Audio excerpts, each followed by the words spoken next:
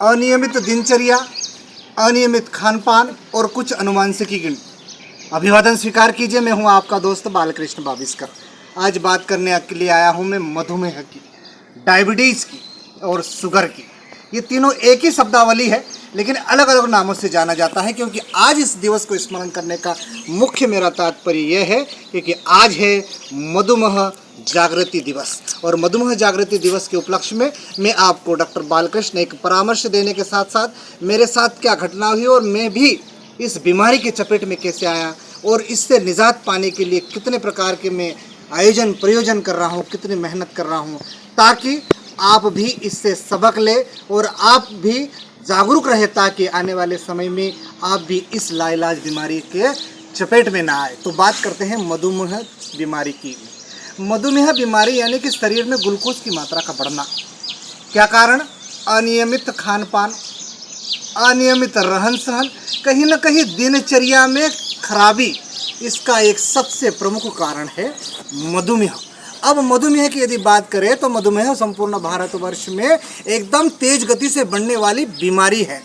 इस बीमारी की चपेट में अब 12-15 साल से लेकर 40-50 वर्ष से लेकर 80 वर्ष तक के लोग इसकी चपेट में आ चुके हैं। और इस चपेट से हम लोगों को निकलने के लिए या सावधान रहने के लिए या कहीं ना कहीं ऐसी चीज़ को समझने की आवश्यकता है कि मधुमेह हमारे शरीर पर आक्रमण न करे। यदि मेरे संदर्भ में बात की जाए तो मेरी दिनचर्या अनियमित थी, खान पान अनियमित था, इसलिए मुझे तमाम तरीके की छोटी छोटी बीमारियों के लक्षण उभरते थे।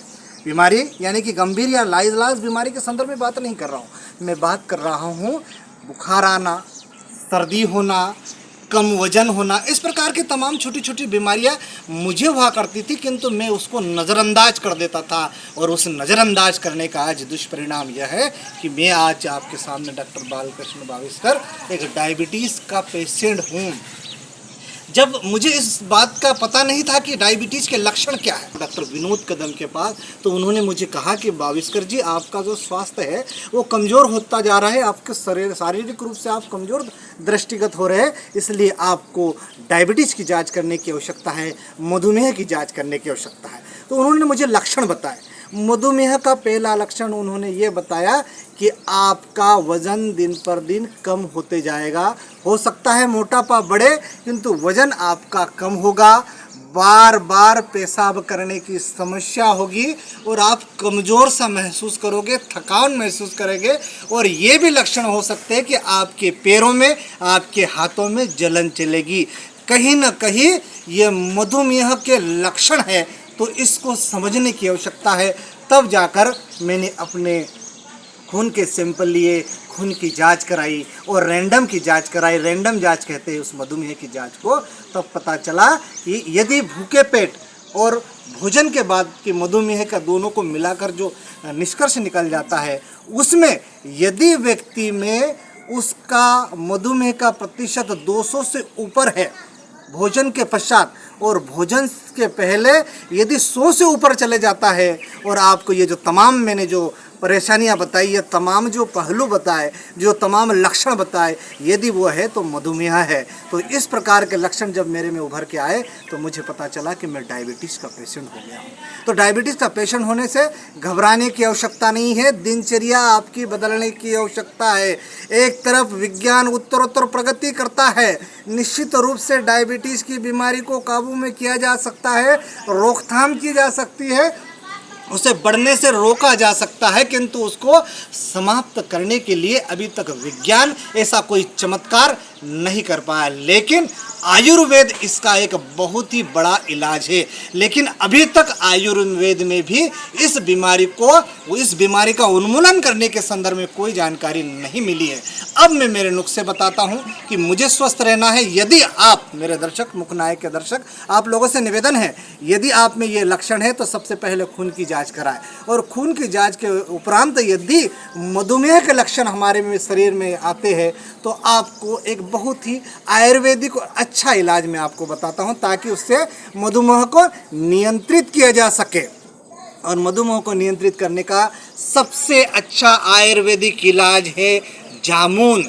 जामुन के फल, जामुन की गुठली, जामुन के पत्ते पपीते, ये सब के सब मधुमेह के दुश्मन है। इसलिए प्रतिदिन हमको जामुन का रस चाहे या जामुन के फल वो निश्चित रूप से खाने की आवश्यकता है। दूसरा, आपके शरीर में कहीं ना कहीं जलन, हथेलियों में जलन, पैरों के तलवों में जलन होती है, इसलिए सुबह सुबह भूखे पेट आप नीम के पत्तों का भी जूस बनाकर पी सकते हैं। ये मधुमेह से रोकथाम ना करे किंतु आपके शरीर में कहीं ना कहीं ठंडा होगा, आपके हाथ पैरों में जलन नहीं होगी। दूसरा, आयुर्वेदिक नुस्खे लेने के साथ साथ एक बहुत ही अच्छी और मधुमेह को कंट्रोल करने वाली चीज़ है मेथी।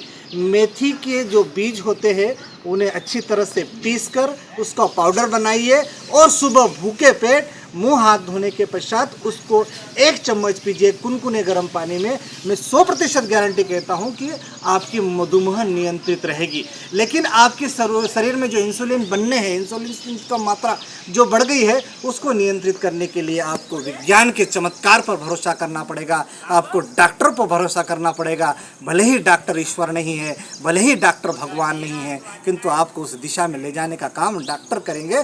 तो इसलिए आपको औषधि, एलोपैथी की औषधि जो ग्लाइकाइड एम के नाम से मैं सेवन करता हूँ, वो 250 mg की भी होती है, 500 mg की भी होती है। क्योंकि मैं एक प्राथमिक डॉक्टर हूँ, मैं इसमें विशेष योग्यता नहीं रखता हूँ। हालांकि मैं डॉक्टर विनोद कदम के मार्गदर्शन में काम करता हूँ, वो भी अच्छे तजुर्बेदार है। 1998 से लेकर लगातार वो प्रैक्टिस कर रहे हैं। डॉक्टरों के पास जाइए, अच्छी दवाइयाँ लीजिए, स्वस्थ रहे। दूसरी महत्वपूर्ण बात, हमारे देश में योग की नई परंपरा है और उस परंपरा को संयुक्त राष्ट्र संघ ने भी स्वीकार किया है और भारत सरकार की पहल पर 21 जून को प्रतिवर्ष योग दिवस मनाया जाता है। और आप योगासन कीजिए, 3 छोटी छोटी स्टेप है, प्रतिदिन सुबह कीजिए। मैं गारंटी के साथ कहता हूं कि आप मधुमेह से कहीं ना कहीं निजात पालोगे, नियंत्रण में रखेंगे। आपको खान पान में विशेष ध्यान रखना है, दवाइयाँ सही समय पर लेना है, भूखे अधिक समय नहीं रहना है, भोजन थोड़ा थोड़ा छोटी छोटी मात्रा में लेना है और आपको स्वस्थ रहना है। इसलिए मधुमेह जागृति के दिवस के उपलक्ष्य में आप सबसे मेरा पुनः निवेदन है कि आप स्वस्थ रहिए, स्वच्छ रहिए, योग कीजिए और समय पर भोजन कीजिए और अपनी दिनचर्या को अच्छी बनाए रखिए। नमस्कार।